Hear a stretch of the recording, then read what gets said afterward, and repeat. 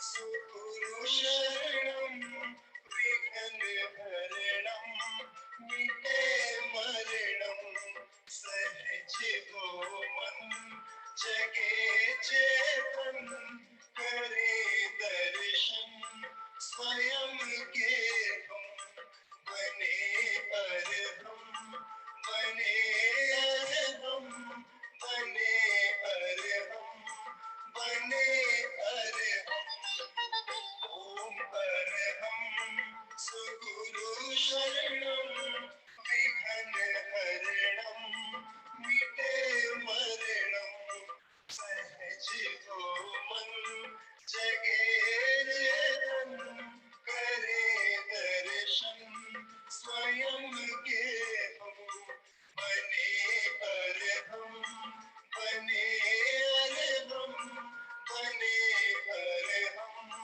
बने अरहम बने अरहम बने अरहम। परम पावन परम आराध्य प्रातः स्मरणीय आचार्य श्री महाश्रमण जी के चरणों में सत सत नमन करते हुए हम आज प्रातः की क्लास प्रारंभ कर रहे हैं। त्रिपदी वंदना। वंदे अरहं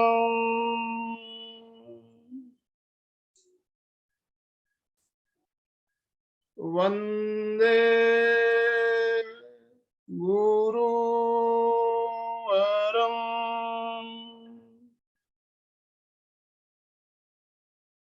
वंदे सत्यं।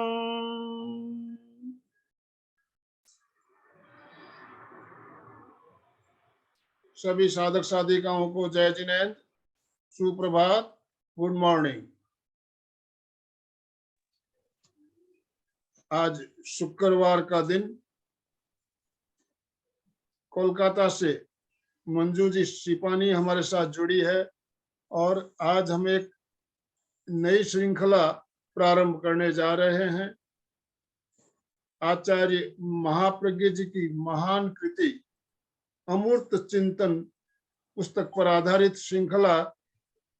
इस श्रृंखला का आज का जो विषय है भावना और अनुप्रेक्षा। तो इस बारे में हम जानेंगे भावना क्या, अनुप्रेक्षा क्या, इसके बारे में, और हम प्रयोग भी करेंगे। तो मैं ज्यादा समय ना लेते हुए मंजू जी आपसे निवेदन करना चाहूंगा, आप आज का सेशन प्रारंभ करें। मंजू जी सिपानी, कोलकाता से।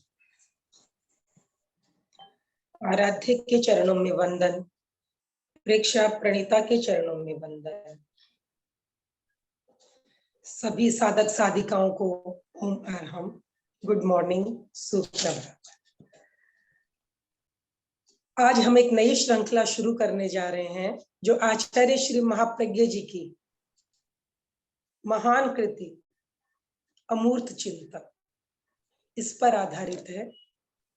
इस पुस्तक में गुरुदेव ने अनुप्रेक्षा और भावना के महत्व को बताते हुए किस प्रकार हम अनुप्रेक्षा और भावना के द्वारा अपनी आदतों को, अपने संस्कारों को बदलकर अपने जीवन का नव निर्माण कर सकते हैं। नकारात्मकता को हटाकर सकारात्मकता की ओर यात्रा प्रारंभ कर सकते हैं। जैसा कि नाम है अमूर्त चिंतन। अमूर्त क्या है? अमूर्त यानी जिसे अगर मैं व्यवहारिक दृष्टि से कहूं कि जिसे हम अपनी इंद्रियों के द्वारा ग्रहण नहीं करते। जो हमें दिखाई देता है वो मूर्त, जो नहीं दिखाई देता वो अमूर्त। तो अमूर्त अगर मैं कहूं तो हमारे भाव अमूर्त है, जिन्हें हम देख नहीं सकते हैं, अनुभव कर सकते हैं। हमारी चेतना अमूर्त है, जिसे हम जान पा रहे हैं लेकिन हम इसे देख नहीं पा रहे, केवल अनुभव कर पा रहे। तो अमूर्त चिंतन में हम अपने यही बताया गया कि किस प्रकार हम अपने भावों को परिष्कृत कर सकते हैं, कैसे शुभ भावों को से अपने आप को भावित करके हम अशुभ को हटा सकते हैं, और एक दिन वो भी आता है जब शुभ और अशुभ दोनों विदा ले लेते हैं और हम अपनी आत्मा में स्थित हो जाते हैं, राग द्वेष मुक्त हो जाते हैं। तो आइए आज हम जानते हैं, पहले हम जानते हैं कि ये जो प्रेक्षा और अनुप्रेक्षा और भावना के जो ये प्रयोग हैं, तो इन्हें हम ध्यान की कैटेगरी में क्यों, हम कहते हैं ध्यान में विचार नहीं आने चाहिए। तो पहले हम ये जानना चाहेंगे कि जब हम ध्यान शुरू करते हैं और कैसे ध्यान संपन्न होने तक पहुंचता है। तो ये जो सामने आपके स्क्रीन पे आया हुआ है, इसका मैंने हेडिंग दिया है, तब होता है ध्यान का जन्म। ध्यान एक स्टेप बाय स्टेप, अगर हम सब लोगों का जैसे एक रहता है शिकायत, ध्यान नहीं हो रहा है, ध्यान नहीं हो रहा है, तो एक स्टेप बाय स्टेप प्रोसेस है। तो स्टार्टिंग पॉइंट आप नीचे से देखिए, मैंने एक चीज लिखा है चिंतन, और दोनों तरफ जो चित्र बने हुए हैं ब्रेन के, उसमें आप ऊपर की तरफ देखिए, दो चीजें लिखी हुई, एक तरफ विषय है, एक तरफ विकल्प है। आई थिंक आपको दिखाई दिए होंगे विषय और विकल्प। तो जहां मैंने सबसे नीचे का जो पॉइंट लिया है चिंतन, चिंतन में आप देखिए विषय क्या लिखे हैं मैंने, अनेक, नीचे छोटे से अक्षरों में, आई होप आपको दिख रहे होंगे, और विकल्प के नीचे की उसमें कॉलम में भी मैंने लिखा है अनेक। तो जब हम ध्यान करने बैठते हैं तो हमारे दिमाग में अनेक विचार आने लगे, शुरू हो जाते हैं। शरीर को हमने स्थिर कर लिया है, लेकिन जो दिमाग है, हमारा मन है, जो चिंतन चल रहे हैं, उनको कैसे रोके। तो स्टार्टिंग पॉइंट है कि हमारे चिंतन भी में विचार भी अनेक होते हैं और विषय भी अनेक। विषय यानी जैसे मैं आपको बताऊं कि हम अगर आंख बंद करते हैं तो हमें घर भी याद आता है, परिवार भी याद आता है, हम श्वास को भी देख लेते हैं, कभी कोई विचार भी आ जाता है। तो यानी हमारे विषय अनेक है, सब्जेक्ट, और इन विषयों से रिलेटेड विकल्प भी अनेक आते हैं। जैसे एक विषय मान लो घर है, अब घर केवल घर, हमने मकान नहीं देखा, हमने बच्चों को भी देख लिया, हमने खाने के बारे में सोच लिया। तो विषय के साथ साथ विकल्प भी अनेक होते हैं स्टार्टिंग पॉइंट में। अब उसको हम सीमित करें, तब हम नेक्स्ट एक स्टेप पे चढ़ते हैं, वो है अनुप्रेक्षा। यहाँ आप देखिए मैंने लिखा है एक विषय और विकल्प अनेक।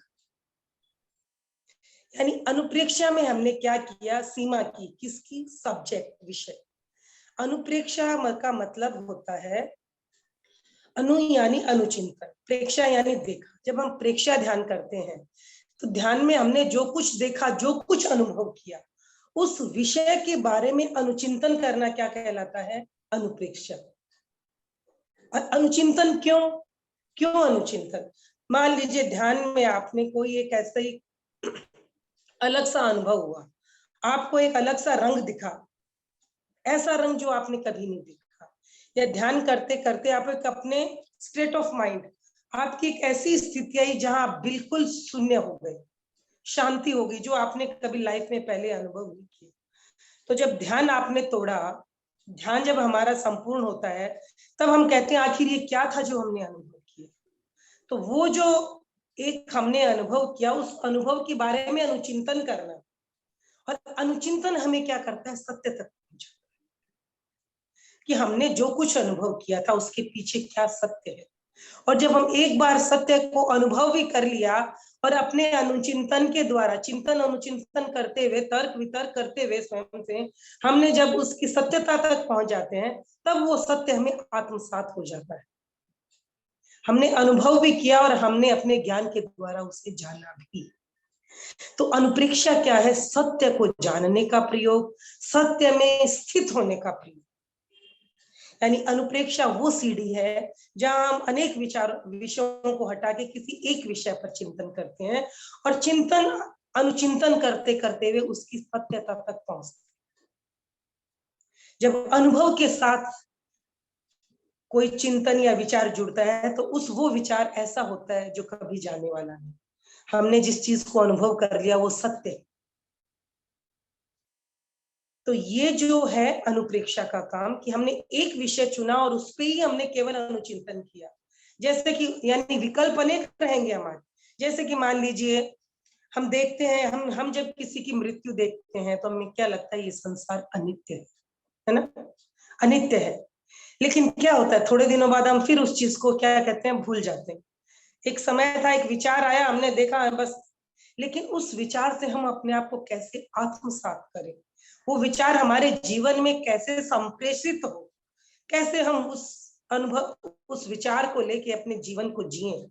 तो इसके लिए अनुप्रेक्षा का प्रयोग। आपने एक विषय लिया अनित्य। अब उस अनित्य के लिए आपने किसी की मृत्यु देखी, आपको लगा भाई जीवन असार है, अनित्य है, एक दिन मरना निश्चित है। लेकिन अब अनुचिंतन हम क्या करेंगे जब हम अनुप्रेक्षा करेंगे कि क्या है ये जो शरीर है, जैसे हम कपड़े पहन रहे हैं, शरीर पे हमने कपड़े धारण किए, ये कपड़े क्या है, सुबह होते हैं खोल देते हैं, ये कपड़े एक दिन फट भी जाते हैं।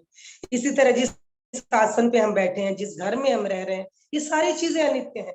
इसी प्रकार धीरे धीरे अनुभव करते हुए हम अपने शरीर पे आते हैं, ये शरीर भी क्या है, एक दिन छूट जाने वाला। लेकिन हमारा विषय क्या था, अनित्य, और हमने उसे अनेक विकल्पों द्वारा क्या किया, जाना और अपने जीवन में उतारा। तो इस प्रोसीजर को, इस प्रयोग को हम कहते हैं अनुप्रेक्षा, जहां विषय एक होता है लेकिन विकल्प अनेक। तो अनुप्रेक्षा के द्वारा आपने जिस सत्य को अनुभूत किया, जाना, उस सत्य से अपने आप को भावित करना, उस सत्य को अपने अवचेतन मन तक पहुंचाना, अपने अंतर जगत में पहुंचाना, ये काम है भावना। तो भावना में क्या हुआ, आप देखिए अपने इस चित्र में मैंने लिखा है विषय भी एक, विकल्प भी एक, यानी एक विषय और एक विकल्प। जैसे कि आपने ये जान लिया अनुचिंतन के द्वारा, अनुभव कर लिया, और इस संसार में आप देख भी रहे हो कि चीजें अनित्य हैं, तब हम अपने आप को कैसे भावित करेंगे, मैं अनित्य हूँ, मैं अनित्य हूँ, मैं अनित्य हूँ। यानी हमारा विषय भी एक और विकल्प भी। ये प्रयोग कहलाता है भावना। तो किसी भी भाव या विचार से अपने आप को भावित कर लेना भावना। अगर मैं व्यावहारिक दृष्टिकोण से कहूं तो वासना का ही दूसरा नाम है भाव। क्यों? वासना यानी इच्छाएं। मैं इच्छा करता हूं मैं ये हो जाऊं, मैं इच्छा करता हूं मुझे ये मिले, तो ये सारी क्या है, इच्छाएं। लेकिन यहां हम शब्द क्या प्रयोग करते हैं, वासना। क्यों? क्योंकि ये सारी इस भौतिक जगत से जुड़ी हुई है। हमें ये चाहिए, हमें वो चाहिए, और जो हमें चाहिए उसका हम बार बार चिंतन भी करते हैं। मान लीजिए हमें बहुत पैसा चाहिए, तो हम बार बार क्या चिंतन, मैं किस तरह पैसा कमाऊं, उसी के रिलेटेड हमारी सारी सोच चलती रहती है, यद्यपि वो भी अनुप्रेक्षा ही है। और अगर मैं एक पॉइंट पे आ जाती हूँ कि मैं पैसे वाला बनूं, मैं पैसे वाला बनूं, तो एक भावना है। लेकिन ये भावना आपको क्या कह रही है, इस संसार के लिए, इस संसार में परिभ्रमण के लिए है। जहां हम अध्यात्म के क्षेत्र में आ जाते हैं, जहां हम ध्यान करना चाहते हैं, ध्यान उस सत्य को जानने के लिए जो हमारे जीवन का मूल सत्य है। तो इस ध्यान में जानने के लिए हमें अपनी वासनाओं को बदलना होता है, हमें अपनी इच्छाओं को बदलना होता है। जो असत इच्छाएं हैं, जो आसक्ति है, जो अनित्यता, अनित्य जो इच्छाएं हैं हमारी, जो आज हैं कल शेष, तो ऐसी इच्छाओं को हमें बदल के सकारात्मक रूप में लाना होता है। जैसे कि मान लीजिए ये हम नित्यता, हमने जीवन को पकड़ के रखा है, जैसे कि मैं हमेशा यहाँ रहने वाली हूँ, हम इसी तरह की बातें करते हैं, हमें घर चाहिए, मकान चाहिए, ये चाहिए, वो चाहिए, मतलब इस तरह से हम उनके साथ जुड़े हैं आसक्ति कि हमें लगता है हम हमेशा यहीं रहने वाले हैं। लेकिन जब अनित्यता की बात हम संसार की घटनाओं से जानते हैं, तो एक बार के लिए हम होते हैं लेकिन वापस हम उसी में जुड़ जाते हैं। तो हमें अपनी इन असत वासनाओं को सत में ले जाने के लिए हमें सकारात्मकता को अपनाना होगा। और यहाँ हम इसीलिए हम वासना को हमने एक नाम क्या दिया, भावना। भावना शब्द वो है जो हम सकारात्मक रूप में प्रयोग करते हैं। तो भावना में हमने क्या देखा, एक विषय एक विकल्प।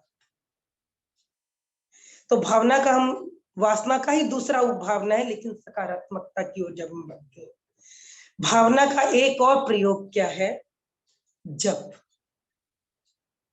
जी हाँ, जप। जप में हम क्या करते हैं, चाहे मंत्र जप हो या कोई और भाव हो, जिनसे हम बार बार रिपीट करके अपने आप को, तो जप भी भावना का ही एक प्रयोग है। जहां हम किसी मंत्र से अपने आप को भावित करते हैं और बार बार उसको रिपीट करते हैं। तो अनुप्रेक्षा में हम क्या करते हैं, ऑटो सजेशन, स्वयं सूचन के द्वारा अपने अवचेतन मन में सकारात्मक विचारों को पहुंचाते हैं। और जब कोई भी विचार हमारे अवचेतन मन तक पहुंच जाते हैं तो वो हमारे व्यवहार में हमारी हेल्प करते हैं, फिर हम उसी के अनुरूप व्यवहार करते हैं।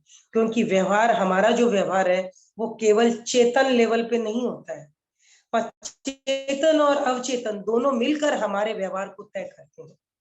जब हमें कोई भी काम करना होता है हम विचार भी करते हैं, पहले वो हमारे विचारों में आता है, विचारों के बाद हमारा चिंतन अनुचिंतन चलता है, प्रेजेंट और पास्ट, इन सब के चिंतन और अनुचिंतन से हमारा ब्रेन निर्णय लेता है कि हमें क्या व्यवहार करना है। तो अनुप्रेक्षा का द्वारा हम स्वयं सूचन के द्वारा, ऑटो सजेशन के द्वारा सकारात्मक विचारों को अपने अवचेतन मन तक पहुंचाते हैं। और भावना में हम क्या करते हैं, अनुभूत सत्य को बार बार बार बार रिपीट करके हम उन पुराने संस्कारों को हटाकर नए संस्कारों को स्थापित करते हैं। तो अनुप्रेक्षा और भावना, अनुप्रेक्षा भावना की ही पहली सीढ़ी है। और अनुप्रेक्षा और भावना के द्वारा हम अपने पुराने संस्कारों को हटाकर नए संस्कारों को स्थापित करते हैं, हम अपने जीवन को नवनिर्मित करते हैं। तो जप, मंत्र भी इसी क्रम में भावना का ही एक रूप है। मंत्र क्या है, कुछ ऐसे शब्दों का नियोजन जिससे हम अपने आप को, जिनके उच्चारण से, एक सिस्टमेटिक उच्चारण से, रिपीटेड उच्चारण से हमारे भीतर एक ऊर्जा पैदा होती है और वो ऊर्जा हमें, उस ऊर्जा का कार्य है कि वो हमें अध्यात्म की ओर आगे ले जाए। हमने जिस भावना से उस जप को जपा है या जो उसकी साधना की है, उसको हमें क्या मिले, लाभ मिले, उसकी सिद्धि हो। तो जप भी क्या है, भावना का ही एक प्रयोग है। तो भावना का एक नाम और हम ये भी कह सकते हैं, सविषयक ध्यान,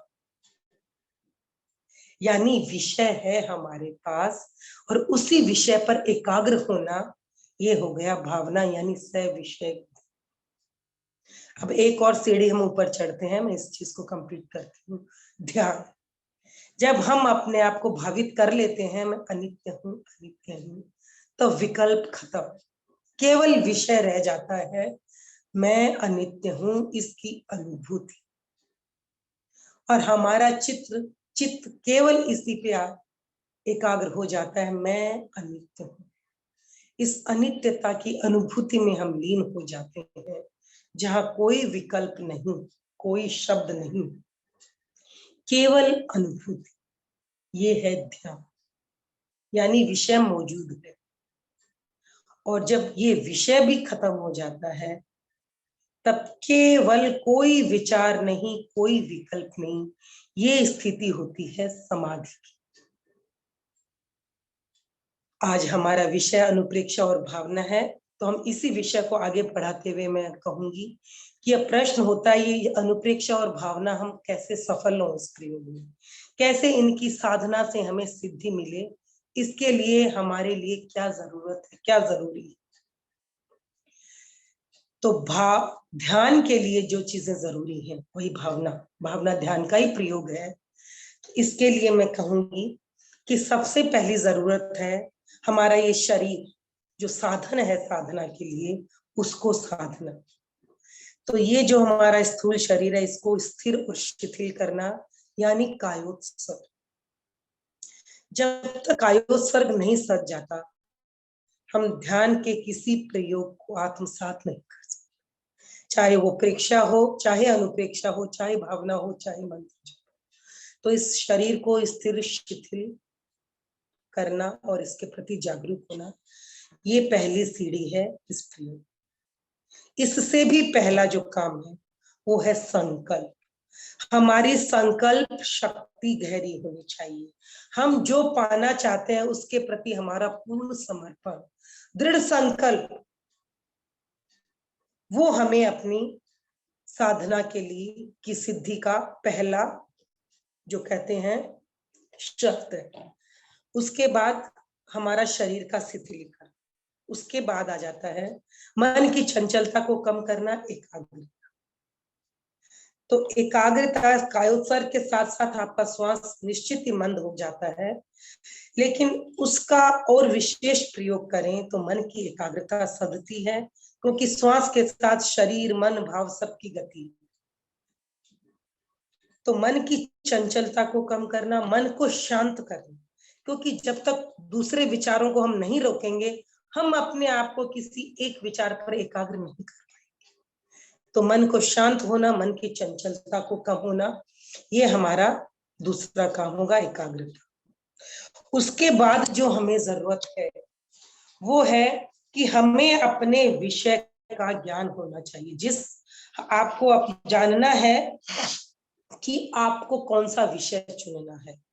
आप सब प्रयोग करें, एक एक करके आपको अलग अलग भावनाएं, अलग अलग अनुप्रेक्षाएं करवाई जाएंगी, पर आपको किसकी जरूरत है, सब प्रयोग एक व्यक्ति नहीं करेगा डेली, लेकिन आपको किस चीज की जरूरत है आप ये जानेंगे और आप उसी प्रयोग को कंटिन्यू अपने जीवन में अपनाएंगे। अनुप्रेक्षा और भावना के प्रयोग से को लगातार कम से कम हमें 6 महीने करना, तब हमें उस चीज की सफलता मिलती।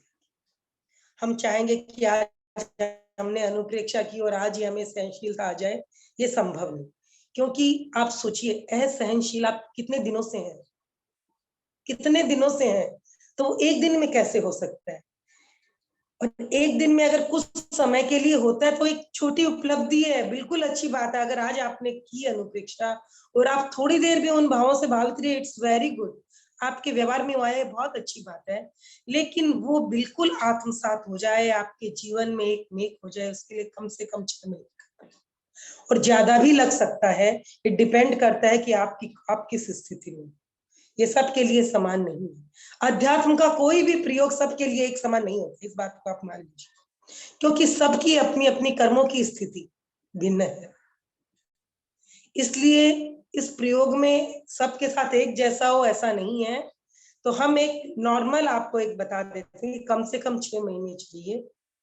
उसके बाद जितनी, जब तक आपका नहीं हो, सफलता नहीं मिले, आप इस प्रयोग को करते हैं। अब मैं थोड़ा सा साइंटिफिक व्यू से आपको समझा दूं, ताकि जब आप प्रयोग करो तो आपको बात समझ में आ जाए। हम प्रेजेंट में जो भी काम करते हैं, आप देखते हो, हम अपनी इंद्रियों और ब्रेन के लेवल से करते हैं। मन ब्रेन पॉइंट है, जो हमारे विषय को ग्रहण कर रही है, इसी लेवल पे हम प्रेजेंट, यानी चेतन, ये हमारा चेतन स्तर है। चेतन स्तर पर हम इसी लेवल में काम सारा करते हैं। लेकिन हम ये भी मानते हैं कि अवचेतन मन है या नहीं, जहाँ बहुत सारी हमारी यादें हैं, बहुत सारे हमारी स्मृतियां हैं, है ना, यादें हैं, बहुत सारी चीज हमने क्या करी है, अपने पढ़ाई लिखाई की बहुत सारी बातें आपको याद करके भर रखी है आपने। तो बिल्कुल हमें मानना होगा सब कॉन्शियस है, क्योंकि प्रेजेंट में बहुत बातें नहीं पता है, लेकिन जब हम जोर डालते हैं दिमाग पे तो हमें बातें याद आती है। यानी कुछ ना कुछ स्टोरेज है हमारे पास, यानी भीतर कोई सीडी कहो, कुछ भी कहो, कुछ ऐसी चीज है जो सारी चीजें रिकॉर्ड कर। तो आप सोचिए, जब हमें प्रेजेंट की चीजें रिकॉर्ड है, और अगर आप बिलीव करते हो कि हमारे अनंत जन्म हुए हैं, तो क्यों नहीं वो चीजें भी रिकॉर्ड होंगी, बिल्कुल रिकॉर्डेड है। हमारे सब कॉन्शियस में हमारे अनंत अनंत जन्म की सारी चीजें रिकॉर्डेड है। ये बात हो रही है कि हम उनको निकाल नहीं पाते, because we don't know about, हम उनके बारे में नहीं जान रहे हैं, इसलिए हम नहीं कर रहे। कि सोचिए, हमने अनंत काल, तो हो सकता है हम बहुत बार अरिहंतों के समूह शरण में भी गए हैं, हमने प्रवचन सुने, सब कुछ किया है, बिकॉज, लेकिन अब हम क्या कर रहे हैं, वो सब है हमारे रिकॉर्डेड है सारी चीजें, लेकिन हम, हमारे पास वो शक्ति नहीं कि उनको बाहर निकाल पाए। तो कुछ कुछ तो हम निकालते हैं। आप देखते हो हम कितनी चीजें याद करके अपने जीवन में लाते हैं। वो सारी जो रिकॉर्ड, हम जो सबकॉन्शियस माइंड है, मान लीजिए बहुत चीजें नीचे दब गई, यानी सबकॉन्शियस के बाद अनकॉन्शियस भी एक लेवल है, जहां अंदर चली गई है, जिनका हमने बहुत दिनों तक हम चाहते थे कि वो अंदर चली जाइए, हमें नहीं चाहिए, या बहुत दिनों से हम चीज का उपयोग नहीं किया, वो भी कहाँ चली गई अंदर। जैसे कि घर में कुछ चीजें हम अंदर डाल देते हैं और भूल जाते हैं, अचानक कभी पूरा घर साफ करते हैं तो आती, अरे ये चीज हमारे पास थी, जब जरूरत थी तो हमें याद नहीं आई वो। तो इस तरह से हमारी चेतना के लेवल है। तो हम सब कॉन्शियस का क्या है कि जब हम चाहें हम उसको बाहर ला सकते। तो अगर मान लीजिए चीजें बहुत नीचे दब गई हैं, तो अनुप्रेक्षा के द्वारा हम क्या करते हैं, अपने जो शुभ चिंतन है, सकारात्मक विचार है, उनको ऊपर के लेवल पे ले आते हैं, ताकि जब हमें जरूरत हो तुरंत हमारे ऊपर से निकल जाए। भीतर है, निश्चित है, लेकिन क्या ज्यादा नीचे दब गए हैं, तो हम अनुप्रेक्षा के द्वारा क्या करते हैं, उस चीज को ऊपर लेवल पे ले आते हैं, ताकि हमारे जीवन में जो नेगेटिविटी है उसको हटा के हम उस पॉजिटिविटी को ला सके। है सब कुछ, मान के चलिए हमारे भीतर अनंत ज्ञान है, अनंत शक्ति है, अनंत आनंद है, और बिल्कुल है, क्योंकि उसके सैंपल हम प्रेजेंट में अनुभव करते हैं और देखते हैं। तो क्यों नहीं हम उस अनंत की ओर अब चलें और निकालें अपनी उन शक्तियों को, उस आनंद को। तो चलिए अब हम आज प्रयोग करेंगे। तो आज मैं प्रयोग करवाना चाहूंगी अरहम सोहम। ये मंत्र अरहम सोहम, इसका अर्थ मैं अरहत स्वरूप हूं। तो आपको क्या भावना रखनी है इस मंत्र के जप के वक्त, मैं अरहत स्वरूप हूं। अब अरहत कौन, जिनकी समस्त क्षमताएं जागृत हो गई। जैसे मैंने कहा कि हमारे भीतर अनंत ज्ञान, अनंत शक्ति और अनंत आनंद, यानी अरहत। अरहत उन्हीं को कहते हैं जिनकी समस्त क्षमताएं जागृत हो गई। तो इस मंत्र के साथ आप यही अनुभव करेंगे, यही भावना करेंगे कि आप अरहत स्वरूप हो गए हैं, और आपकी जो अनंत क्षमताएं हैं वो धीरे धीरे जागृत हो रही हैं। हम नहीं है, हम ये जानते हैं, लेकिन उस भावना से भावित करके हम भी यही अनुभव करेंगे कि हमारी अनंत शक्तियां जागृत हो गई। तो चलिए सब ध्यान के लिए तैयार हो जाएं। अपने अपने आसन और मुद्रा का चुनाव करें।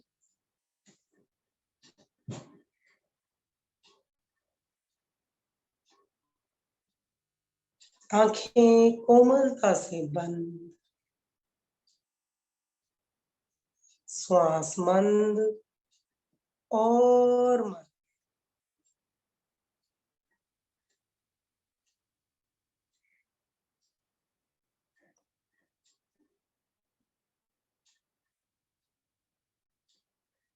मस्तिष्क की एकाग्रता और जागरूकता बढ़ाने के लिए हम 5 बार महाप्राण ध्वनि का प्रयोग करेंगे।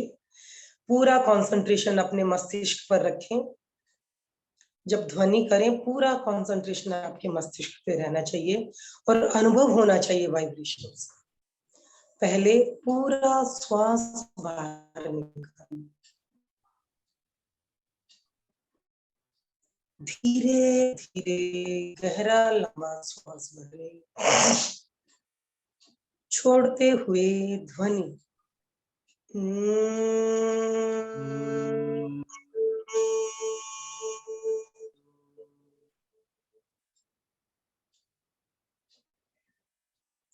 श्वास भरें,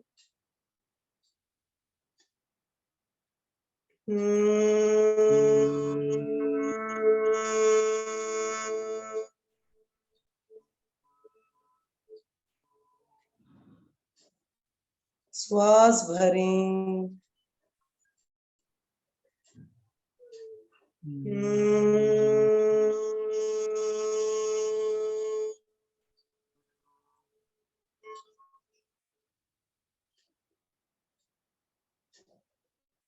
श्वास भरें,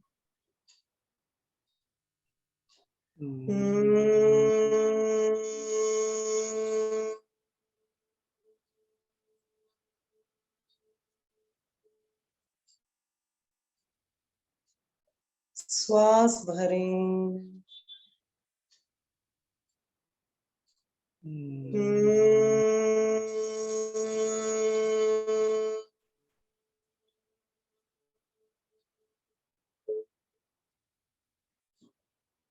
शांत।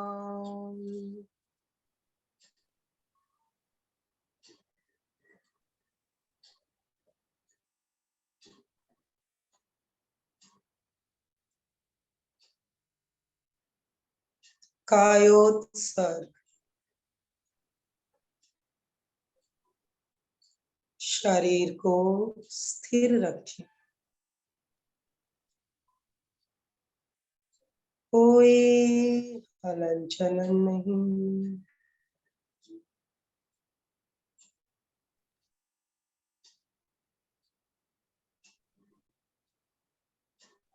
पूरी स्थिरता।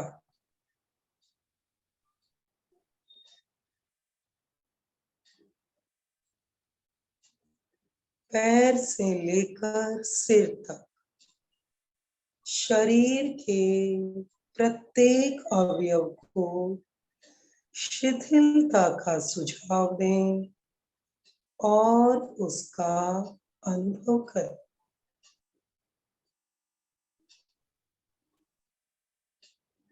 शिथिल हो जाओ, हो जाओ, हो जाओ।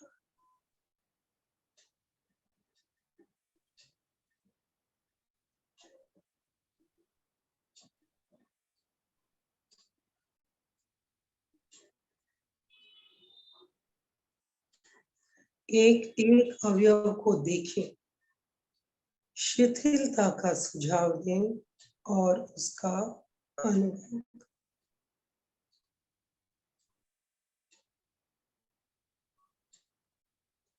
शिथिल हो रहा, अनुभव करें। शिथिल हो रहा शरीर, धीरे धीरे शिथिल हो रहा, हो रहा, हो रहा।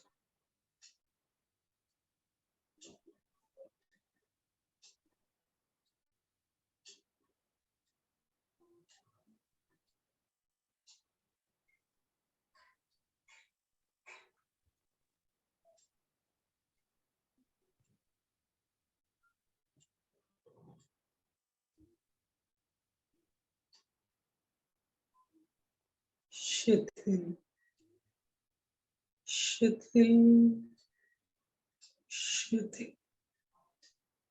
अनुभव करें पूरा शरीर शिथिल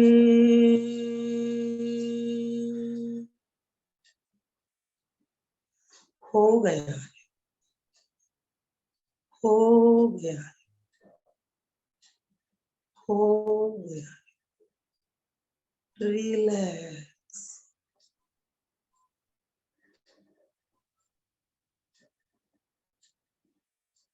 स्थिरता, शिथिलता और जागरूकता कायोत्सर्ग।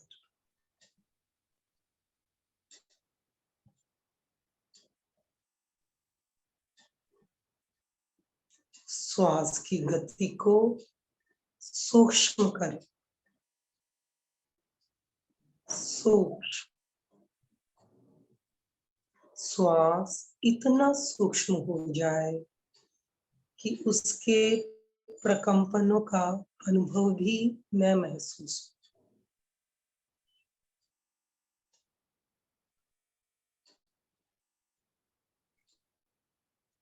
सूक्ष्म और सूक्ष्म। चित्त को नथुनों पर केंद्रित करें, केवल श्वास नथुनों पर अनुभव, श्वास के आने और जाने का अनुभव करें।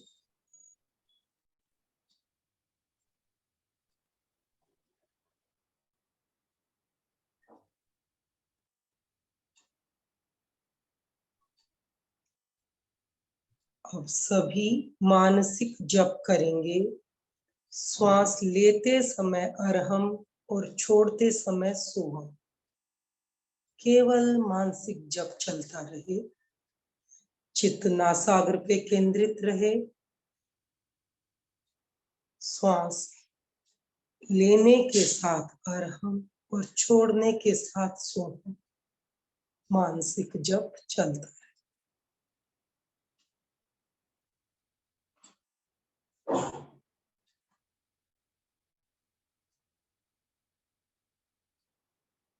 अरहं सोहम्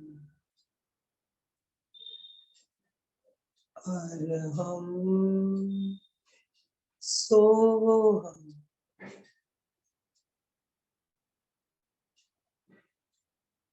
अरहं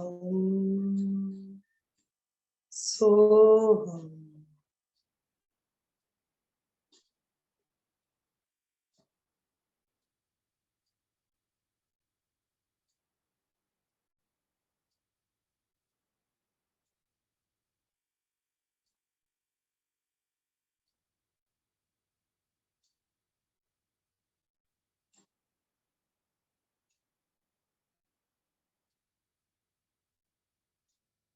पूरी तन्मयता के साथ मानसिक जप चलता रहे।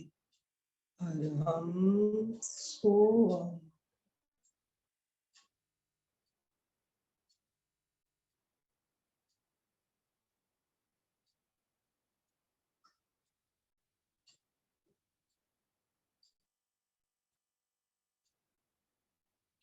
अनुभव करें मैं अरहत स्वरूप हूँ।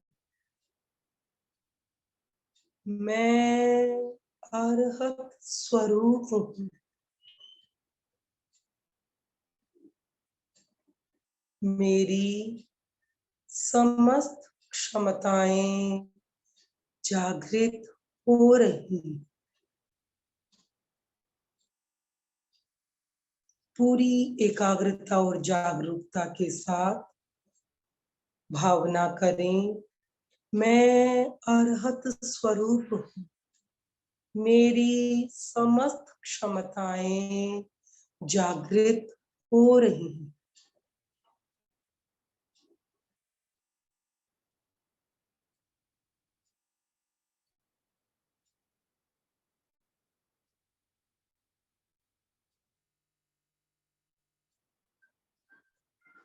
मैं अरहत स्वरूप हूँ। अनंत ज्ञान, अनंत शक्ति और अनंत आनंद से संपन्न।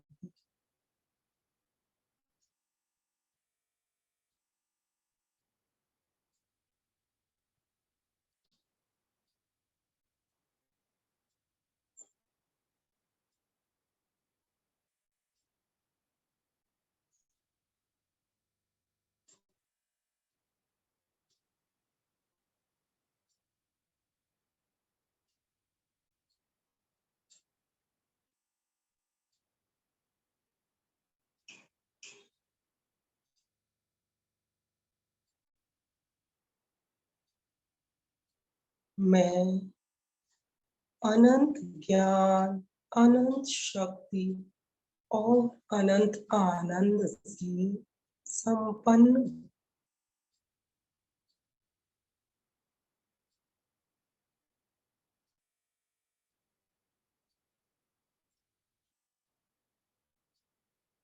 दो तीन गहरे लंबे श्वास लें।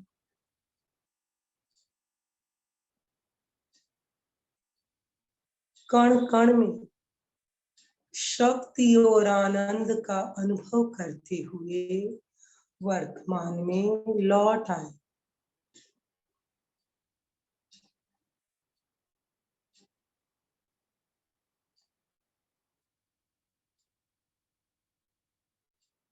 दोनों हाथ आनंद केंद्र पर जुड़े हुए सभी मेरे साथ एक बार शरण सूत्र का उच्चारण करेंगे पूरी तन्मयता के साथ। अर्हन्ते शरणं पवज्जामि, सिद्धे शरणं पवज्जामि, साहु शरणं पवज्जामि, केवलीपणतं धम्मं शरणं पवज्जामि। वंदनासन में आ जाएं। 3 बार सत्य को वंदन करेंगे। वंदे वंदे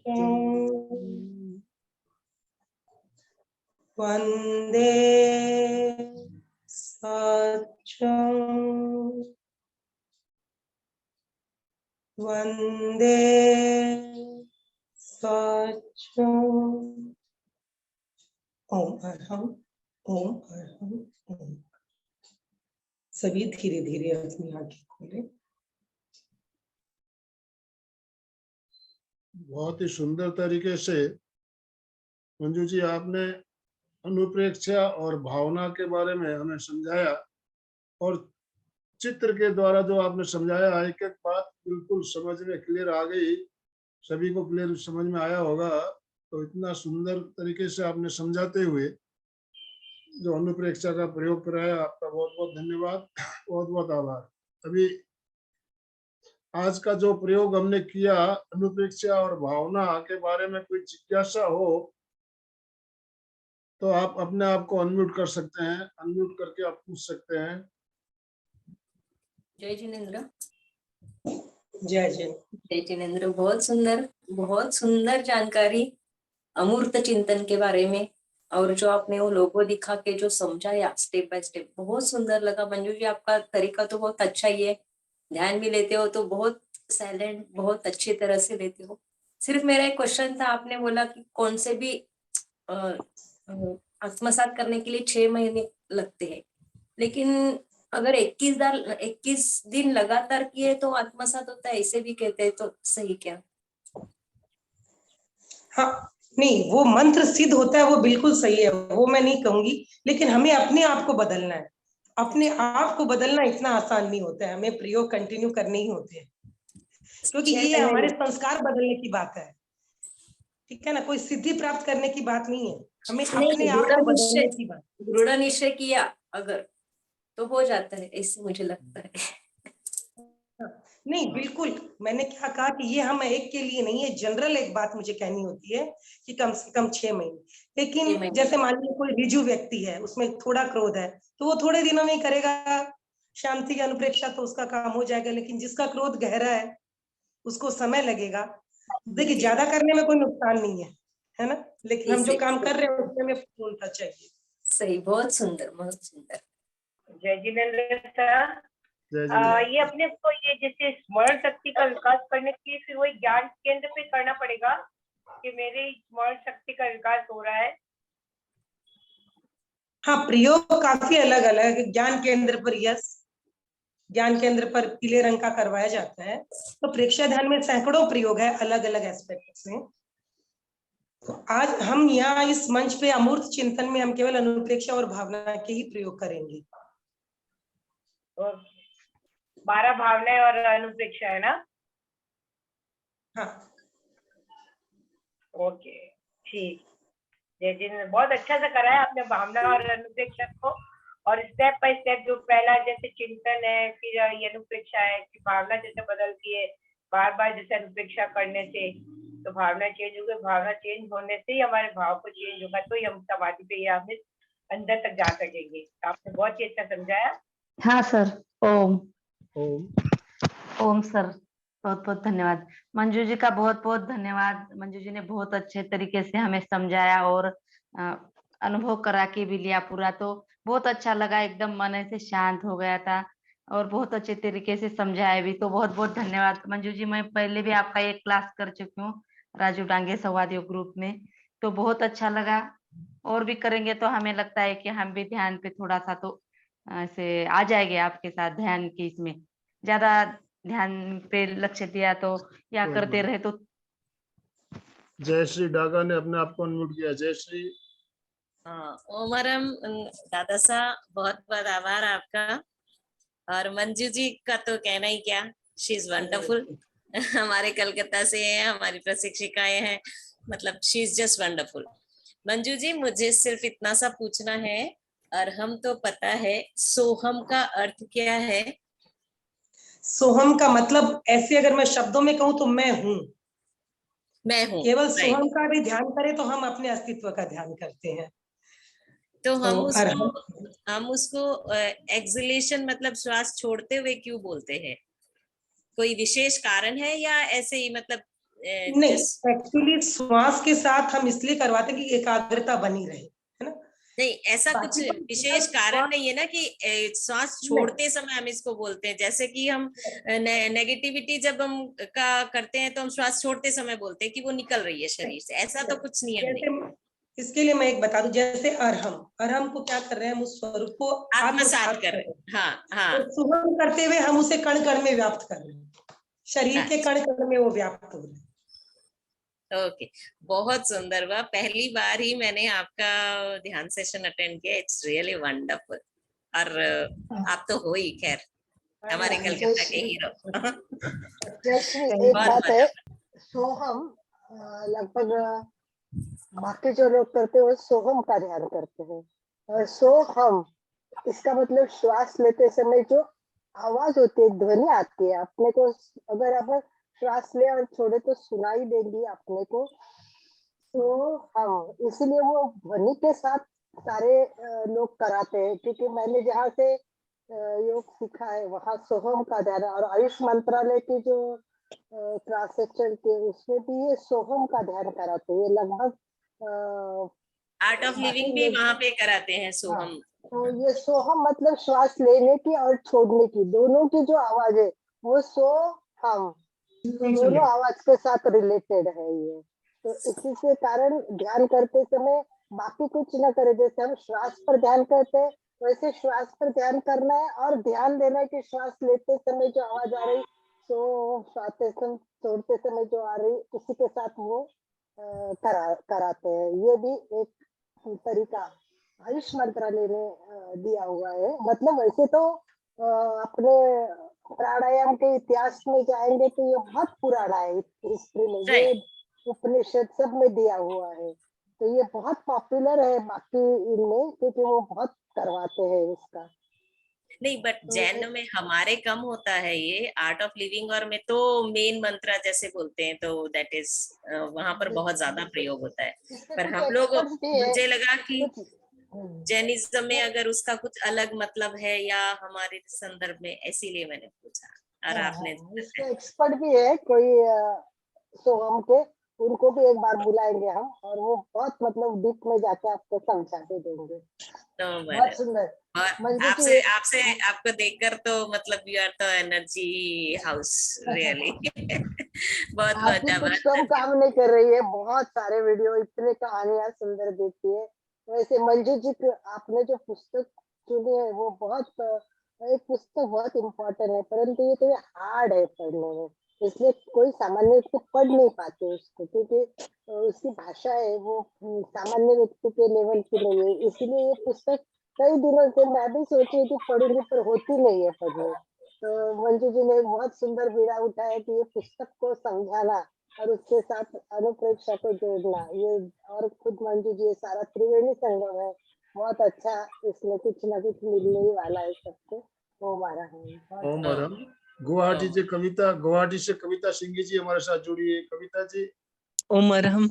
ओम अरहम। मंजू जी ने हर एक चीज इतना बारीकी से, इतना अच्छा से समझाया है। प्रेक्षा ध्यान का तो इनका ज्वाइन की हूँ सेशन, और एंड बहुत अच्छा से समझाती है।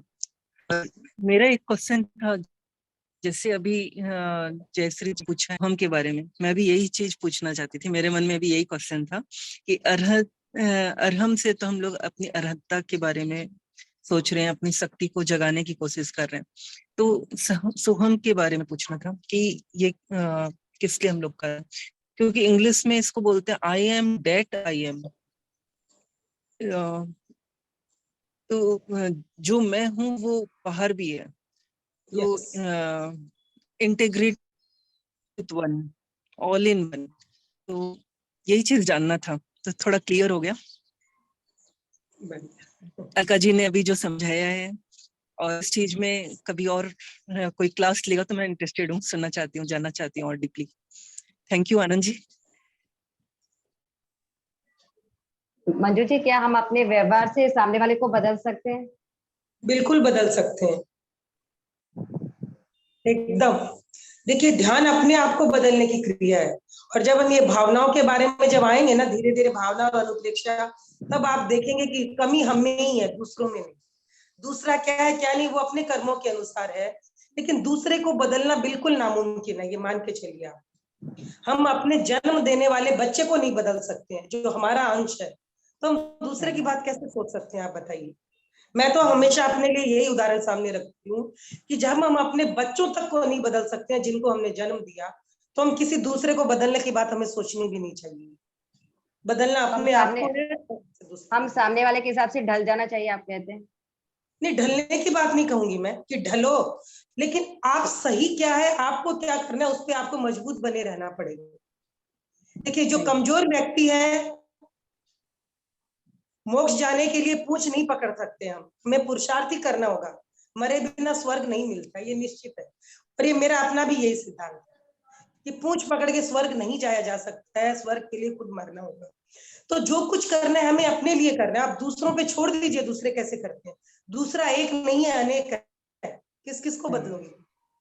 लेकिन हम अगर अपने भीतर शक्ति जगा लेते हैं तो बिल्कुल सामने वाले को बदलना ही होगा, उसमें कोई दो राय नहीं। सही, हम अपने आप को धन्यवाद, बदलेंगे तो धन्यवाद। सही, वो सामने बदलता ही है। बहुत सही। अच्छा समझाया आपने मंजू जी। निश्चित है ये धन्यवाद। बात। मैडम बहुत बहुत धन्यवाद मंजू जी आपका। आपने बहुत सुंदर मार्गदर्शन हमारा किया, और ये हमारा परम सौभाग्य है कि आपका सानिध्य हमें मिल रहा है। और प्रति शुक्रवार मैं बहुत छोटी हूँ आपके आगे। प्रति शुक्रवार आपसे मुलाकात होगी और आपसे हम मार्गदर्शन लेंगे। तो अभी हम समापन की ओर चलेंगे। दोनों हाथ जोड़ते हुए सीधे बैठे, आंखें कोमलता से बंद रखते हुए मेरे साथ साथ सभी उच्चारण करेंगे। मैं चैतन्यमय हूँ, चैतन्यमय हूँ, मैं आनंदमय हूँ, मैं शक्तिमय हूँ। मेरे भीतर अनंत चैतन्य का, अनंत अनंत आनंद आनंद का, का, अनंत अनंत शक्ति शक्ति का का सागर लहरा, इसका साक्षात्कार करना ही मेरे जीवन का परम लक्ष्य है। परम लक्ष्य है। मंगल भावना। हमारा आज का दिन आज का दिन मंगलमय हो, आनंदमय हो, शांतिमय हो, शांतिमय हो, के इसी साथ। शुभकामनाओं के साथ ओम शांति, शांति शांति शांति शांति। कृतज्ञोस्मि। कृतज्ञोस्मि, हम सब गुरुदेव गुरुदेव के के आभारी हैं। कृतज्ञोस्मि, हम सब कृतज्ञोस्मि, हम सब गुरुदेव के आभारी।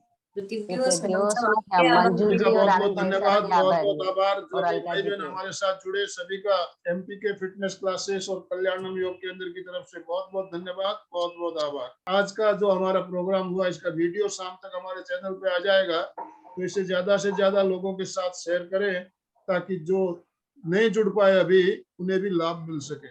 ओम अरहम, ओम अरहम। आज का सेशन हम एंड कर रहे हैं। जय जिनेंद्र। जय जिनेंद्र।